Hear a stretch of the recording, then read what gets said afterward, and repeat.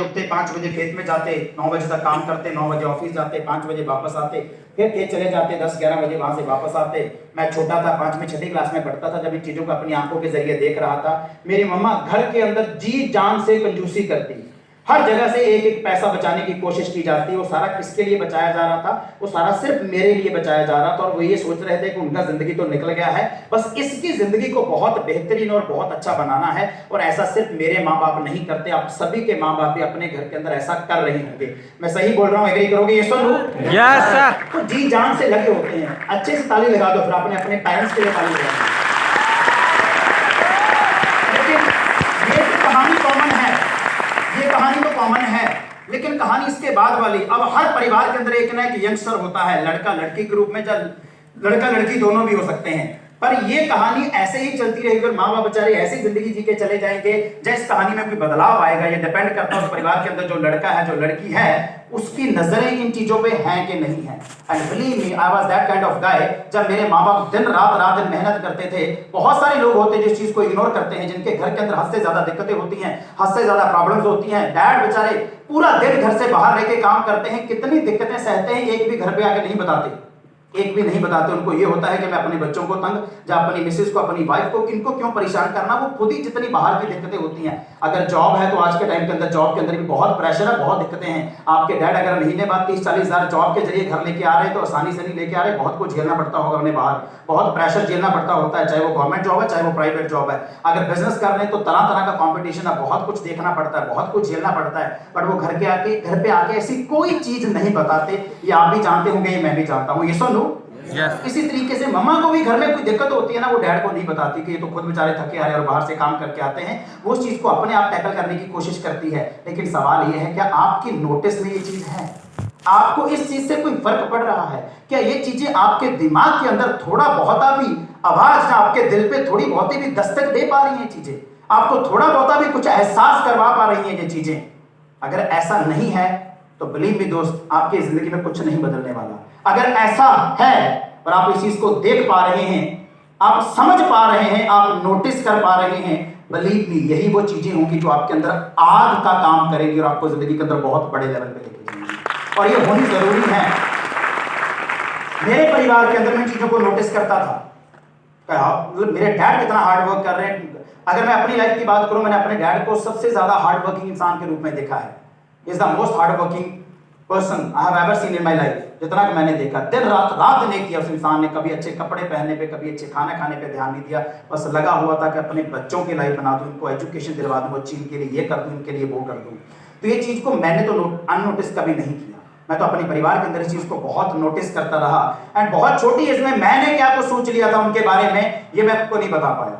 मैं छोटा था, कर कुछ नहीं सकता था, लेकिन सोच लिया था कि करना बहुत कुछ है लाइफ में। छोटा था, कर कुछ नहीं पा रहा था, लेकिन सोच लिया था करना बहुत कुछ है। पता नहीं था कैसे होता है। किसी ना किसी से पता चला कि जिंदगी में बड़ा बनने के लिए बड़ी नौकरी, और बड़ी नौकरी के लिए बड़ी पढ़ाई बहुत जरूरी है। I was totally focusing on my studies. मेरा स्टडीज पे बहुत फोकस था। मेरा स्कूल बड़ा आम था। मेरा कभी गिला शिकवा नहीं रहा कि परमात्मा ने आम से परिवार में क्यों पैदा हुआ। मैं किसी गवर्नमेंट स्कूल में नहीं पढ़ा, सीबीएसई आईसीएसई बोर्ड के अंदर नहीं पढ़ा। मैंने अपना Punjab school education board through Punjabi medium, बस बड़े से आम से नॉर्मल से गवर्नमेंट स्कूल से, मैं किसी government school ICSE CBSE board का नहीं पढ़ा।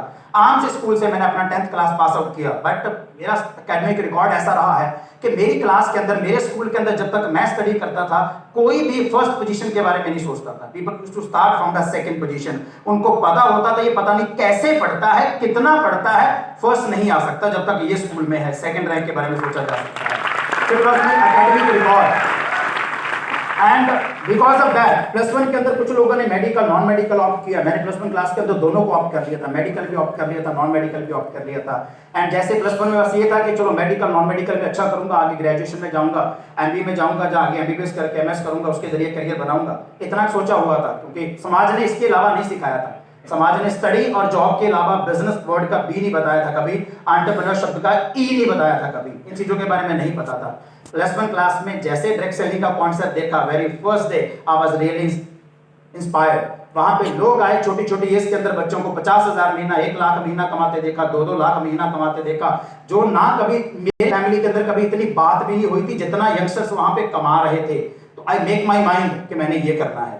वेरी जिस दिन कॉन्सेप्ट देखा, मेरा किसी को फॉलो अप नहीं करना पड़ा, क्योंकि मेरे को तो अपॉर्चुनिटी चाहिए थी, काम करने के लिए पहले से रेडी था। मेरे को काम करने के लिए, जब जिंदगी में बड़ा बनने के लिए मोटिवेट नहीं करना पड़ा, मेरे को सिर्फ रास्ता देना पड़ा। रास्ता मिला, जिस इंसान ने बुलाया था उसने कॉल नहीं की, मैंने उसको कॉल किया कि मेरे को तेरा कॉन्सेप्ट अच्छा लगा, मेरे को ये करके जिंदगी में आगे बढ़ना है। मैंने ये भी नहीं पूछा तेरा चेक कितने का बना, बन रहा है नहीं बन रहा है, मेरे को कोई मतलब नहीं है। लोगों का मैंने देखा बन रहा है, बस मैंने बनाना है, मैंने जिंदगी के अंदर आगे जाना है। Became the part of this business, इस बिजनेस का पार्ट बना। स्टार्टिंग के अंदर जैसे जैसे सीनियर बताते गए, करता गया, ग्राफ ऊपर को गया। 2.5-3 लाख रुपया 1.5-2 साल के अंदर मैंने कमाया इस इंडस्ट्री के अंदर अपनी ट्यूशंस के साथ साथ। एंड इसके बाद नो डाउट, जैसे रोहित जी का आपने बिजनेस देखा कि बिजनेस गलतियां हुई, खत्म हुआ, तो मेरे से भी गलतियां हुई। मैं कोई इतना परफेक्ट इंसान नहीं था, जब 16 कला संपूर्ण इंसान नहीं था कि जिसका बिजनेस कभी डाउन में नहीं गया। तो मेरे से भी गलतियां हुई, मेरा भी बिजनेस डाउन के अंदर गया। एंड मेरी भी इनकम पहले 2.5-3 लाख ग्राफ ऊपर गया जीरो से 1.5-2 साल के अंदर, एंड इसके बाद मेरा भी ग्राफ नीचे आया। तो धीरे धीरे इनकम बंद हुई, कुछ खर्चे बढ़ गए एंड -90,000 के अंदर पहुंचा। डिटेल में नहीं जाऊंगा। एंड इतने में मेरा +2 कंप्लीट हो गया था। एंड हमारा क्रैश कोर्स होता है, 3 महीनों का क्रैश कोर्स करने के बाद मैंने अपना PMT का एग्जाम दिया, तो I got selected for BDS। मैंने BDS के अंदर मैं सिलेक्ट हो गया। एंड बट मेरे कोचिंग वाले टीचर्स, उन्होंने मेरे को क्या बोला कि तू 1 साल हमारे पास से ड्रॉप कर, तेरा जो सारा ट्यूशन का खर्चा वो free, geology free, botany free, physics free, chemistry free. क्योंकि उनको पता था कि अगर ये 1 साल ड्रॉप करेगा तो इसका बड़े आराम से टॉप 500 के अंदर रैंक आ जाएगा, MBBS में रैंक आ जाएगा। अगर इसका MBBS के अंदर रैंक आएगा तो इसका यूं बड़ा सा पोस्टर हम लोग अपने घर के बाहर लगाएंगे, तो उसको देख के कि हमारा स्टूडेंट MBBS के अंदर आया, PMT क्लियर किया इसने, तो काफी सारे स्टूडेंट्स को अट्रैक्ट करेंगे। लेकिन तो इसीलिए उस प्रोफेसर ने मेरे को बुलाया एंड उन्होंने बोला कि बेटा 1 साल ड्रॉप कर। मैं कहा सर क्यों? कहते साल ड्रॉप करेगा तेरा रैंक टॉप 500 पक्का आ जाएगा और तू MBBS के लिए चला जाएगा। मैं कहा सर, कहते हमें तेरे ऊपर कॉन्फिडेंस है। मैं कहा सर मेरे को बहुत कॉन्फिडेंस है मेरे ऊपर कि मैं PMT क्रैक कर जाऊंगा। कहते वेरी नाइस, फिर तो हमें भी कॉन्फिडेंस है, तेरे को कॉन्फिडेंस है, फिर तो हो जाएगा। मैं कहा सर करना नहीं है। करना नहीं है मतलब? कहते मैं कहा नहीं सर करना नहीं है। क्यों नहीं करना है? वो हैरान थे। मैं कहा सर 18.5 साल का हो गया हूं, 1 साल ड्रॉप करूंगा 19.5, 5.5 साल का MBBS 25, 1 साल फिर ड्रॉप करूंगा 26, 3 साल का MS 29, 1 साल फिर ड्रॉप करूंगा 30 प्रेपरेशन के लिए, 3 साल का MCH सुपर स्पेशलाइजेशन 33, इसके बाद सर्जन बन के निकलूंगा और 4 से 5 साल मेरे को किसी सीनियर डॉक्टर को असिस्ट करना पड़ेगा 37 से 38। इसके बाद मैं अपना करियर शुरू करूंगा और अच्छा पैसा कमाऊंगा। मेरे प्रोफेसर ने बड़ी अच्छी बात बोली, कहते वेरी नाइस, तेरे को तो सारा पता है इसलिए करना चाहिए। मैं कहा सर सारा पता है इसीलिए नहीं कर रहा। आगा होगा, पता होगा तो कर देता, सारी कहानी जानता हूं इसलिए नहीं कर रहा। कहते मतलब? मैं कहा 37 से 38 में स्टार्ट नहीं करना सर, जिंदगी तो निकल गई, रह क्या गया, 30 तक तो बना देना है। एंड उनका जवाब था, और ये मैं तब एक बात याद रखना, जिंदगी के अंदर बहुत सारे ऐसे मोमेंट्स आएंगे, मोड आएंगे, टर्न आएंगे, when you need to make some hard choices in your life. You won't be able to decide whether go on that side or that side, you will be literally confused, but you need to make a hard choice। आपको समझ नहीं आएगा पर आपको choice लेना होगा, और आपको ये भी नहीं पता होगा कि ये वाली चॉइस बड़ा डबल माइंडेड होगा मन के, ये सही रहेगा कि ये सही रहेगा। और ये चॉइस मैंने उस टाइम पे ली थी when I was in -90,000। Business है, अप डाउन आता है, हम बताते हैं लोगों को, लेकिन जब खुद का डाउन आता है तब कंफ्यूज हो जाते हैं। लोगों को बताते हैं कि बिजनेस है, अप डाउन आ जाता है, लोगों को ये समझाते हैं जो लोग हमारे साथ होते हैं डाउन के अंदर, लेकिन जब खुद का बिजनेस डाउन आता है फिर कंफ्यूज हो जाते हैं। I make this decision at that time, graph 2.5 lakh ऊपर, देन -90,000 पे मैं ये डिसीजन ले रहा था। My parents was totally against, क्या कर रहा है, पागल है। और नेटवर्क मार्केटिंग का उस टाइम पे तो हम ये बोलते थे नेटवर्क मार्केटिंग का वक्त आएगा। मैंने उस टाइम पे डिसीजन लिया था, आज तो हम ये बोलते हैं कि नेटवर्क मार्केटिंग का वक्त आ गया है, चल रहा है। उस टाइम पे तो ये बोलते थे आएगा, आज तो आ गया है और चल रहा है। But even then parents against, जो टीचर्स पढ़ाते थे उनको बोला गया, they were against, everybody was against. मेरे साथ सिर्फ मैं था, I was just with me. Nobody was following me at that time. Sir मेरे साथ मैं था उस टाइम पे, बस ये था कि नहीं करना है। और हमेशा बोला जाता है जिंदगी में आपको लोगों को कन्विंस करने की नीड नहीं है, आपको सिर्फ अपने आप को कन्विंस करना होता है। अपने आप को, सिर्फ अपने आप को। जब भी कई बार बोलते हैं ना माँ बाप मना कर रहे हैं, नहीं, उस टाइम पे आपने माँ बाप को कन्विंस करने की नीड नहीं है, अपने आप को कन्विंस करने की नीड है कि अब करना क्या है।